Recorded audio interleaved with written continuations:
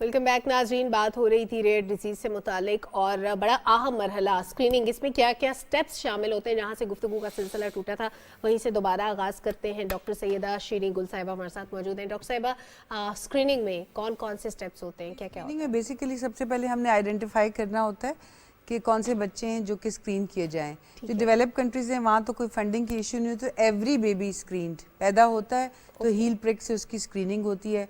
गथरीज test उसको हम कहते हैं, उसमें जो 10-15 रेयर डिजीज़ हैं वो जब बच्चा पैदा होगा विद इन 5-6-7 डेज उसका हील प्रिक करेंगे, जो ब्लड है वो उस पर लेके उसका टेस्ट रन कर देते हैं and then they come to know. लेकिन चूँकि हमारे मुल्क में हम हर एक बच्चे को तो नहीं स्क्रीन कर सकते, तो हमने आइडेंटिफाई करना होता है कि कौन सा बच्चा एट हाई रिस्क है। तो हम हिस्ट्री लेते हैं, हिस्ट्री में यही देखते हैं कि क्या कोई फैमिली में कोई ऐसी इलनेस है जो पता नहीं चली जिससे डेथ्स हो गई, या अल्टरनेट, और फैमिली में कोई ऐसी क्योंकि रेयर डिजीज़ का एक और इशू ये है कि डिफ़िकल्ट टू डायग्नोज है और इनकी हाई मोर्टेलिटी है, डेथ रेट बहुत ज़्यादा है। 30-40% पीपल और बच्चे या जिस एज में भी हो वो उनकी डेथ्स हो जाती, क्योंकि आइडेंटिफाई यूजुअली अगर आइडेंटिफाई ना हो तो किस एज में जाके आइडेंटिफाई हो सकता है? देखिए, डिपेंड करता है कि किस तरह की कितनी पेनिट्रेशन है उस बीमारी की।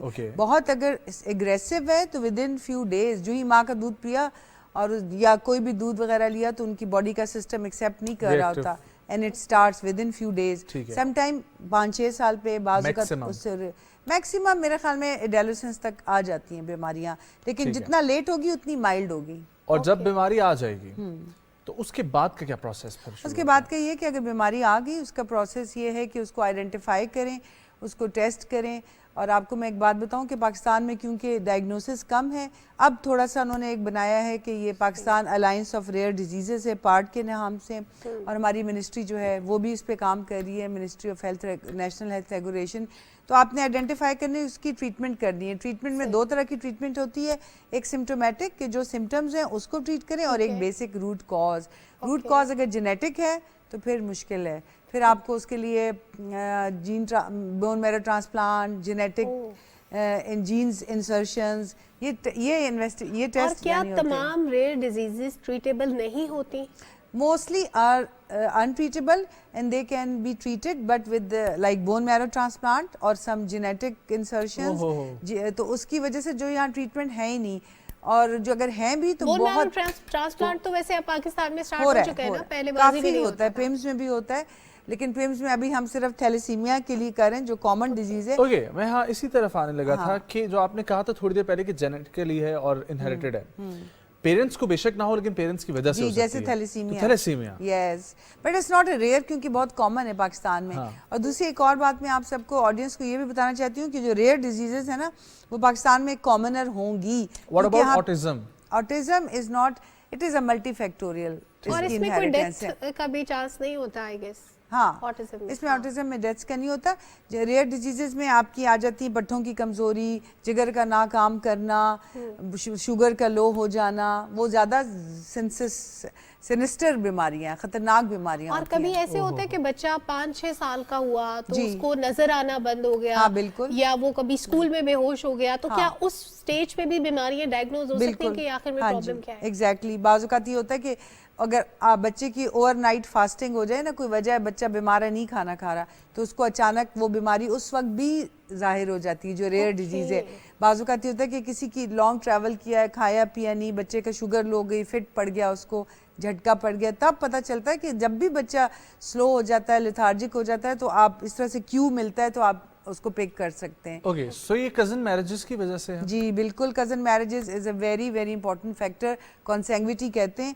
तो ये बहुत, थैलेसीमिया भी इसलिए यहाँ पे ज्यादा है, तो जेनेटिक डिजीजेस जितनी भी हैं वो ज्यादा हैं, इसीलिए हम कहते हैं कि अवॉइड किया जाए कजन मैरिजेस। जब हम अवेयरनेस के ऊपर बात करते हैं और आज के दिन में प्रोग्राम्स भी हो रहे होंगे, यकीनी तौर पर आप भी शामिल हो रही होंगी, वहां पर हम ये चीज बार बार क्यों नहीं बावर करवाते कि जब एक लॉ हमारे पास मौजूद है तो हम ये, अब हम लोग अगेन हर बात जब हम करते हैं गवर्नमेंट, तो गवर्नमेंट ने एक लॉ हमें बना के दे दिया कि आप लोग टेस्ट करवाएं, ठीक है, اور لیکن یہ اب ہم اور آپ ہم انسان ہیں جو شادی سے پہلے ٹیسٹ نہیں کرواتے. ایگزیکٹلی کیونکہ ہمارے پاس آئی تھنک کہ لوگوں کی ایکسیپٹنس لیول اس بات کا کہ شادی سے پہلے ٹیسٹ کرائیں کہ ہم کمپیٹیبل ہیں کہ نہیں ہیں.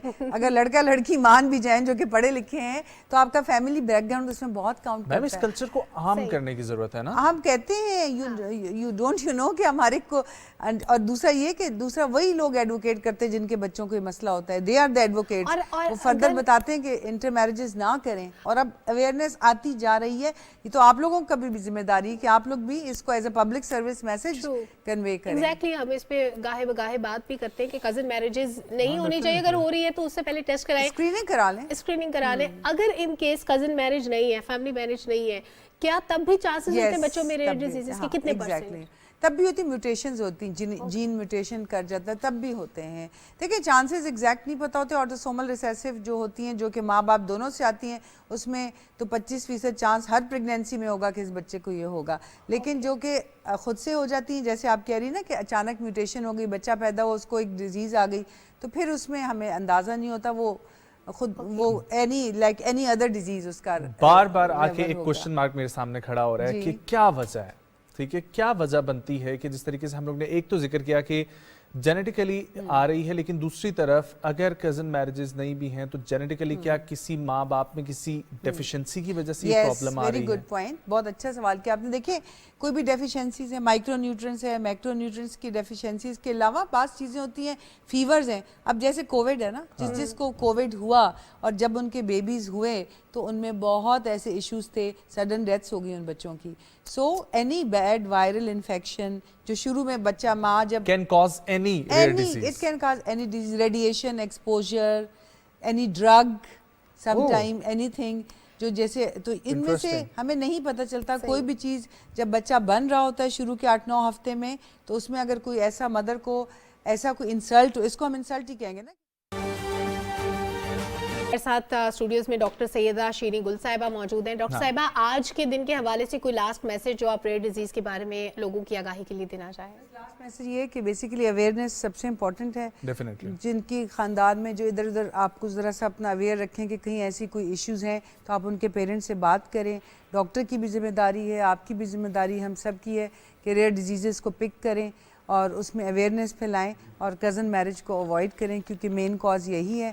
اور اس کے بعد اگر وہ ہے تو کیونکہ اس کی ٹریٹمنٹ آپشن مشکل ہیں تو public and private sector partnership ضروری ہے, جو کہ زیڈ بی فاؤنڈیشن 5 سال سے کر رہی ہے. اس نے پمز میں بھی سٹارٹ کی ہے ساری اسکریننگ, اور اب وہ پورے پاکستان میں کر رہے ہیں. تو آئی تھنک کہ وی شوڈ اپریشیٹ, اور ہم سب, اور وہ جو زکوٰۃ میں جن لوگوں جو زکوٰۃ کے زمرے میں آتے ہیں وہ ان سب لوگوں کو فری کرتے ہیں, اور ادروائز بھی بہت سبسیڈائزڈ ہے. لیکن اگر اس کو ہم ویسے دیکھیں تو یہ تو اب ڈالرز کے حساب سے لاکھوں میں اس کے ٹیسٹ ہوتے ہیں. تو basically we need public and private partnership as well as awareness. Thank you so much doctor صاحبہ فار کمنگ, بہت اچھا لگا آپ سے بات کر کے. اور جس طریقے سے ہم لوگ